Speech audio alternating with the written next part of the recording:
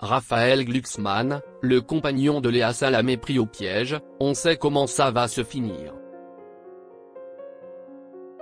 Pour les prochaines élections européennes, Raphaël Glucksmann semble être le candidat idéal pour prendre la tête de la liste du Parti socialiste. Cependant, le compagnon de Léa Salamé n'aurait pas encore trouvé d'accord avec sa direction.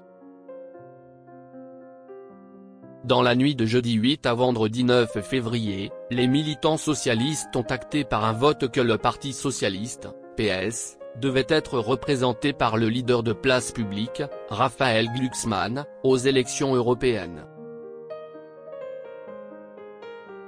Selon les chiffres du PS transmis à l'agence France Presse, les militants ont en effet adopté la liste avec près de 80% des voix. Comme en 2019, l'essayiste de 44 ans devrait donc être officiellement le candidat du PS. Mais pour l'instant, l'homme politique n'a toujours pas trouvé d'accord avec Olivier Faure, premier secrétaire du Parti socialiste, en ce qui concerne le nombre de places réservées au mouvement Place Publique sur la liste.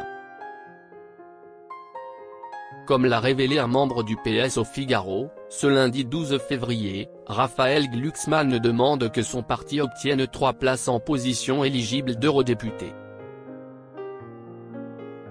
Malheureusement pour le compagnon de Léa Salamé, le PS trouverait cette requête trop gourmande et voudrait ne lui en accorder que 2, celle de Raphaël Glucksmann et d'Aurore Lalgue, eurodéputée sortante.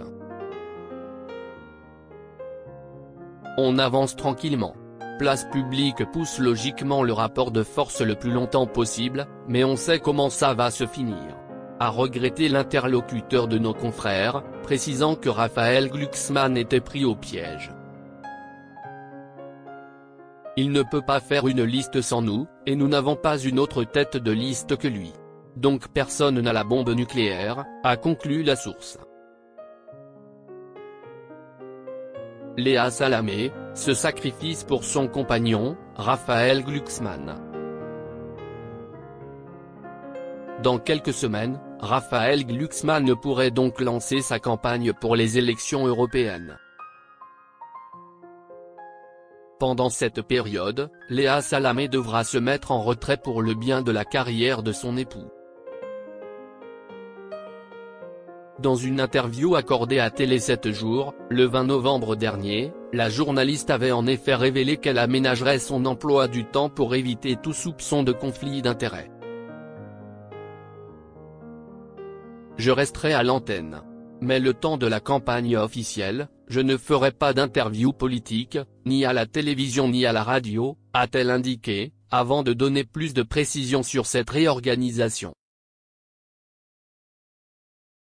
Sur France Inter, Nicolas Demorand ou Sonia De Villers s'en chargeront. Pour quelle époque, nous n'avons pas encore décidé si nous passerons d'invités politiques pendant 6 mois ou si je me tairai lors de leur passage, a-t-elle conclu.